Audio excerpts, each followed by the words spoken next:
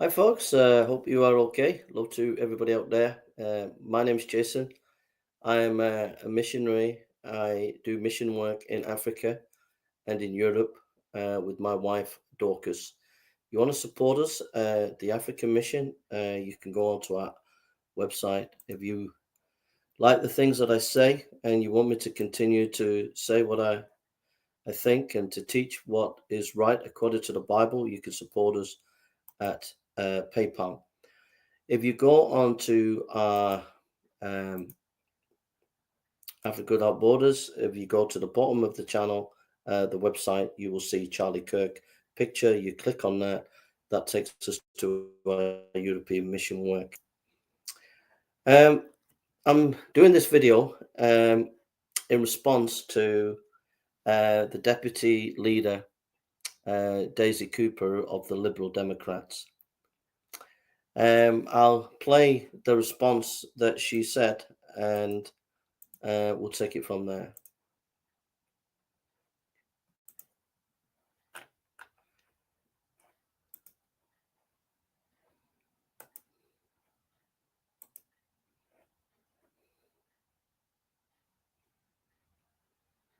Surely would act. So will the Prime Minister commission the security services to assess the threat that Elon Musk poses to our democracy and recommend measures? Thank you, Mr. Speaker. I think that Hong Kongers will require a lot more reassurance and action from this government. But it is not just the Chinese government that is a threat to our country. On Monday, the far-right, racist hate preacher Tommy Robinson, who is currently on trial for allegedly refusing to comply with counter-terror police, claimed that his legal costs are being paid by Elon Musk. It is outrageous that a man who has so much control over what people read online every day could be funding someone who stokes far-right extremism on our streets. If this was Putin, the government surely would act. So will the Prime Minister commission the security services to assess the threat that Elon Musk poses to our democracy and recommend measures to this House that we can take to stop it? Well, I can tell her we do look across the board at threats to our democracy and must continue to do so. I won't comment on the particular case given the state of legal proceedings. Business owners, are you tired of paying? So there we are. That's from the deputy leader, Daisy Cooper, in the Liberal Democrats. So I want to say a couple of things. First of all, we are seriously lacking leadership within the British establishment. In the British establishment, we don't have any leaders of stature. 30 years ago, we could have said we had some, but today we don't have any leaders of stature. And that poses a problem because we don't have wise leadership, we don't have mature leadership, and we don't have a united leadership, a leadership that can command respect of the people across the British people across the board. So we do have a crisis of leadership within the establishment. The second thing is Daisy Cooper is guilty of slander. She's calling Tommy Robinson a racist. She has to provide the evidence for that. She didn't provide the evidence. You can't go slandering someone. It's well known that Tommy Robinson has had friends from different nationalities, different color, different backgrounds. So to call him a racist is not right. It's slander. And but most importantly, I think that the British government has been guilty to causing division and gaslighting the British people. They called recently Nigel Farage far right. They called recently the March for Unity people far right. This is incendiary. This is unwise. This is causing more and more division, more and more upset. And I think this kind of culture that they've created is also possibly behind the attack that happened at the synagogue in Manchester, because they're creating an incendiary, divisive community with the language that they're using. If you call, in the time of the Rwanda massacres, people were calling each other cockroaches. And so this incendiary language where you're calling people far right when it's not the case, it's incendiary, and it causes severe division. It's unwise, it's immature, and to be honest, it's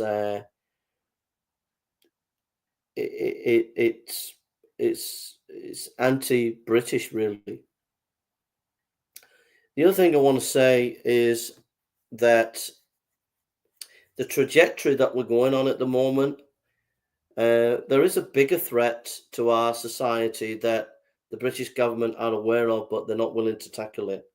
And in fact, European countries are aware of it, but they're not willing to tackle it. They're not willing to tackle it because there's a lot of money involved. They're being bankrolled by these people, and secondly, they are scared of these people. And what am I talking about? I'm talking about the Muslim Brotherhood. The Muslim Brotherhood have unbelievable power in Britain at the moment. You might not think it, but when the British government are talking about we need to bring Islamophobia laws in, the people that are behind that are the Muslim Brotherhood. The Muslim Brotherhood were in Egypt, they were strong in Egypt. The Egyptian government were not happy with them, and they fled. And these Muslim Brotherhood, who are a terrorist group, they fled to Turkey, they fled to Qatar, but they also fled to London. And so we have countless pro-Hamas terrorists in British society. These have jobs in top universities in UK. They have jobs with the BBC for the World Arab part of the BBC. They have jobs with the British government, with the civil service. They have infiltrated all sectors of British society, and they have a powerful influence. The government will not designate them a terrorist organization because the Muslim Brotherhood are powerful. Hamas is only a chapter, is only a group part of the Muslim Brotherhood, controlled by the Muslim Brotherhood. So, and the Muslim Brotherhood have their foothold in nearly every country in the world, and they certainly are strong in Europe, and they are pushing, and it's a major achievement for them to push for Islamophobia laws, because the main role is to Islamify British and European society and American society and Western society. So, having said that, the threat that British society is under an existential crisis with this secret movement that will not be named as a terrorist organization. So to come out and attack Tommy Robinson, to make him some kind of scapegoat, is disgraceful, really. It's not really tackling the main issue. The other thing I want to say is there is this strange marriage between the far left and the Islamicist. And with the far left and these globalists, they're pushing woke ideology. They are pushing the woke ideology no matter what. So we have the woke ideology, it's in Parliament, it's in the media, it's in the royal family, it's in the Church of England. And the thing is about this woke ideology, there is no room for different opinions. You either conform to it, or you're a heretic, or you get cancelled. This is causing two issues. One is the breakdown of British society morally, because people are confused. They don't know what to believe anymore. If a child doesn't know what a man or a woman is, that's pretty confusing. I'm sure you would agree. So you've got this moral confusion. And And then you've got this aggression where it's okay to be violent to those who are not woke, to demonize them as some kind of, as if they're witches to be burned at the stake. And so that's the kind of thing that we're dealing with right now.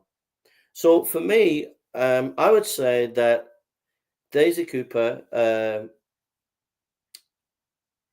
is a symptom of the corrosion of British society.